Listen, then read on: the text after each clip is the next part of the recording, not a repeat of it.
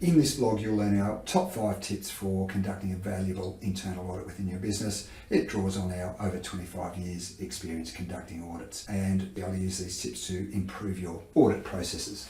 Clearly, number one is that we need to plan and prepare for our audits. By that I mean, if I go out and audit an operational area, I'm not sure what that team does, I'm not sure what the requirements of that operational process are, then it's clearly not going to be an effective audit. By planning and preparing, I can get an understanding of that process, what the team do. I might even go out and do a walk through that site, speak to some of the team prior to the audit. What we want to achieve is the moment I step out and undertake that audit, I'm ready to start auditing. I'm not looking around trying to answer those questions in my head of, well, what the hell does this team do and how do they do it? Okay, so absolutely critical, planning and preparation. If it's an operational activity that I'm not that familiar with, I might almost spend as much time planning and preparing for the audit as I do actually conducting the audit. Number 2 and number 3 I might cover together. People skills, communication skills.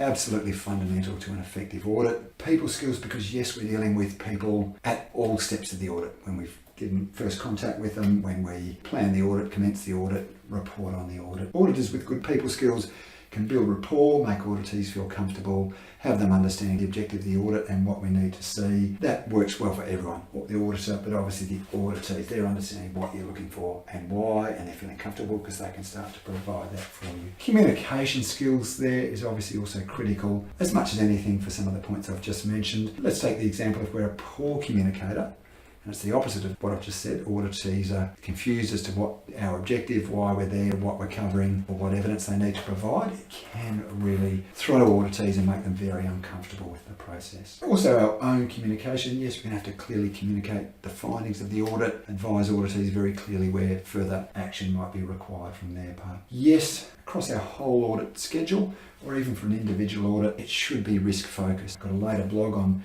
looking at how to put together an audit schedule, and risk is a key consideration to get the best return on investment there. But even if I've got to go out audit one of our service delivery or production activities today, ISO standard management system standards actually encourage this. Take a sampling approach. We don't always get to look at all of the records or interview all of the people or observe the task happening 24/7. Good auditors understand that really critical points of very, very high risk areas. We're going to spend more time, look at a bigger sample size of records, observations and interviews. Because if it's a critical control point in a food manufacturing facility as an example, the bigger the sample size we look at, the more chance we actually detect that something is not happening as planned. As an auditor, we need to develop the skills where we can switch between being detail and task focused. I'm auditing this operational procedures, a simple one. Let's say we're looking at chemical storage and how it's stored, interviewing people, making observations, looking at records. I need to be able to get into the detail. What is that telling me? Plus also reverse that. At times we've got to switch between the detail and, okay, I've now got this evidence.